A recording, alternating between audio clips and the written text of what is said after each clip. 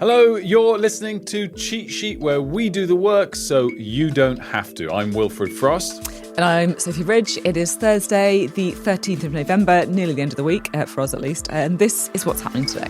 Emails have been leaked between President Trump and the paedophile Jeffrey Epstein, suggesting stronger ties than previously revealed. There's new warnings from medics that vapes are impacting children's attention, memory and mood. And there's been a boost in sales of kids' toys, not just for the kids, but seemingly because the parents are enjoying them too. So we've got some new emails that have been released around Jeffrey Epstein, the super rich American who is also a convicted paedophile. And Democrats say that they've released these emails that raise serious questions about President Trump's relationship with him, because in one of the emails, Epstein says that Trump knew about the girls. In another one, it suggests that Donald Trump spent hours at the house with one of Epstein's victims, later identified by the White House as Virginia Giuffre. So in retaliation, Republicans have released 20,000 pages of documents from Epstein's estate. They've said that the Democrats has been cherry picking, and the White House says this is all a fake narrative designed to smear the US president. Yeah, and I think it's fair to say that this is a massive cache of documents. Obviously, I haven't been through them all, but it's fair to say the suggestion from all of the pickup is that perhaps President Trump knew about what was going on as opposed to took part of it. Of course, he denies even that the former was the case.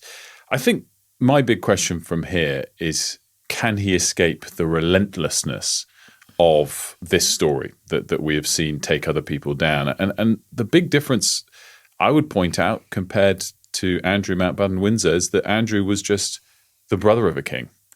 Trump is the king. And I don't use that word lightly. He doesn't have to face another election. So he is essentially a monarch in that regard from here on out. And by the way, he has the power of pardon. It's open question as to whether he could use it on himself, but don't let's forget his predecessor used it on his son. So in terms of the real question, could it really derail him? I just think he is this Teflon character with an awful lot of power around him. You mentioned there the way that Caroline Leavitt, the White House press secretary, framed it, saying the Democrats have selectively leaked emails to the liberal media to create a fake narrative to smear President Trump. It's an unsurprising and clever tactic from her to divide this on party lines. This isn't an issue that sticks to party lines, and there are some fissures on this topic within the MAGA movement for President Trump, most notably, of course, months ago from Elon Musk. But nonetheless, it would take an enormous amount from here to properly derail President Trump in a way that we've seen happen to Andrew and Peter Mandelson, who weren't kings. I think it's actually a credit to the British media at how this story has been covered, because what you have seen in the UK in particular is people really being held accountable for any relationship they had with Epstein, no matter how high and important they are. I mean, we've seen it, of course, with the guy who we used to call Prince Andrew, and now we don't anymore, which says it all. We've also seen it, of course, with Peter Mandelson as well, who was sacked as the UK ambassador to the US in September. Of course, all the aforementioned deny any wrongdoing. Just quick outro on the US. Longest government shutdown ever, 43 days, is over. The president signed the bill yesterday that had initially passed the Senate, then passed the House, and that shutdown is now over. Now, there's a bit of a whodunit going on in Westminster. It's after those extraordinary briefings by Number 10 that seemed to say there was a kind of active plot to get rid of Keir Starmer going on, and even suggesting perhaps that Wes Streeting was linked to it. So now what happened after a very robust denial by Wes Streeting and an attack about the kind of toxic culture in Number 10 is Keir Starmer says he's looking into who said what to who. He's also apologised to Wes Streeting as well. It's so interesting, the fallout after your fantastic interview with Wes Streeting yesterday. And actually, I shouldn't use the word the fallout, because I think the biggest takeaway is Wes Streeting's stock has risen. I thought he handled it really well. And I think as that interview's gone viral around the country, everyone else has said that. He is their best communicator. That's what people's main takeaways are 24 hours on. One Westminster kind of insider said that, it's incredible. Keir Starmer's done the impossible. He's united the Labour backbenchers behind Wes streeting, which I thought was quite funny because Wes is actually sometimes seen as, a bit too much to the right of the Labour Party to be really popular with the backbenchers. And that's kind of changed because he's come out, as you say, is this kind of swashbuckling character really showing his great communication skills. Yeah. Of course, he's got great communication skills. You also need in politics to be a great administrator. And the statistics he does point to have been impressive on the NHS. I don't think, though, the people feel it yet, which would be a real achievement. But he has a rude awakening as we seamlessly move on to our next story. Oh, nice, Wilf. I saw that transition happening in real time. I was like, this is perfect. Thanks. I see what he's doing here. I really thought about that one. But it's not so seamless anymore. But there we go.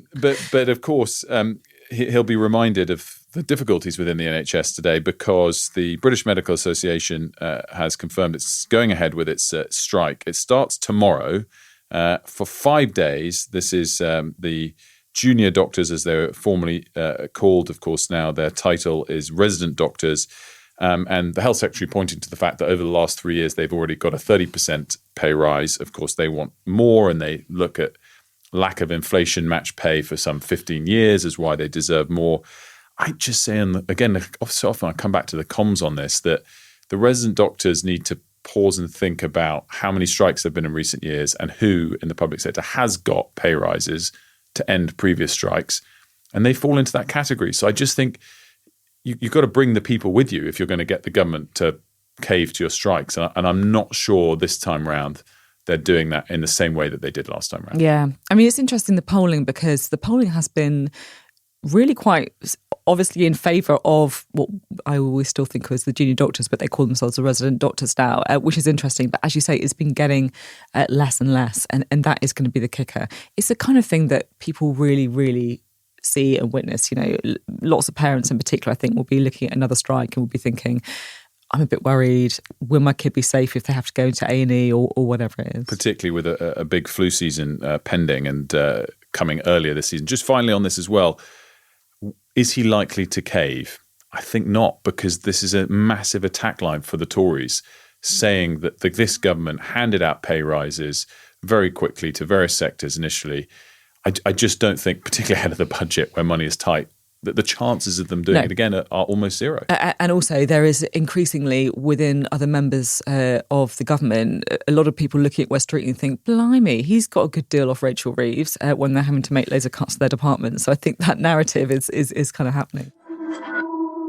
I want to talk about new research on vapes, e-cigarettes, and also nicotine pouches. So this is really interesting because we're seeing this big shift in what's happening when it comes to smoking, with young people kind of moving away from cigarettes, vapes overtaking cigarettes for the first time in use in the UK last week. But also these nicotine pouches. Use of nicotine pouches has doubled between 2020 and 2024 to 5.4%, which is still relatively small, but it's on the rise as well. These are things that you literally just shove in your mouth. It's nicotine, effectively, and it still kind of hits your bloodstream quite quickly. But the thing that's interesting today as well is that there has been some kind of backlash and concerns raised about vapes, with the British Medical Journal saying some kids are even missing lessons in order to vape. Obviously, cigarettes were worse. It affects the lungs and the throat because of the tar and the smoke that comes from it. But the benefits of things like vapes to get people off cigarettes has kind of passed. That was an argument 5-10 years ago. Nicotine is bad too. Yeah. And I just think that we have to clamp down more aggressively in the same way that we do on gambling or did on cigarettes or do on alcohol. And I think this is going to be an area that grows in significance because of the statistics like this. Yeah, and as soon as you give a little gap for the tobacco lobby, then they fill it. Have you started your Christmas shopping yet, Sophie? What do you think, Wilf? No. No, I have not. Well, we've been quite busy in our defence. We have been quite busy. I've sort of started thinking about it. Oh, that's half of the battle. But we only just had my son's birthday. We're going to talk about kids shopping, right? Christmas shopping for kids. So I've got to kind of think again now. But I love this. Apparently, toy sales are up this year for the first time since the pandemic, 6% on the year to September. And one of the themes they're saying is responsible is kidult toys. which appeal as much to the parents as the child. Again, definitely fall into this category. My son is 2. I'm being massively taken back to my childhood, particularly now as he likes trains and cars more than just sort of stuffy toys. Fantastic. I love it. So apparently a third of the sales that have been going for things like Lego, Pokemon, Minecraft, Formula 1 are actually adults. Yeah. Is that you, Wilf? Well, he's 2, so we haven't had much Minecraft yet, but Lego's coming, big blocks. We need to get onto the small blocks. I can't wait till he wants a remote control car. He's going to get a darn good one. / iron. Well, that is all for today's cheat sheet. If you've got a story that you want to cover, do get in touch with us. We've got an email address. We'd love to hear from you as well. That is cheatsheet@sky.uk. And stay tuned tomorrow with Anna and Kamali.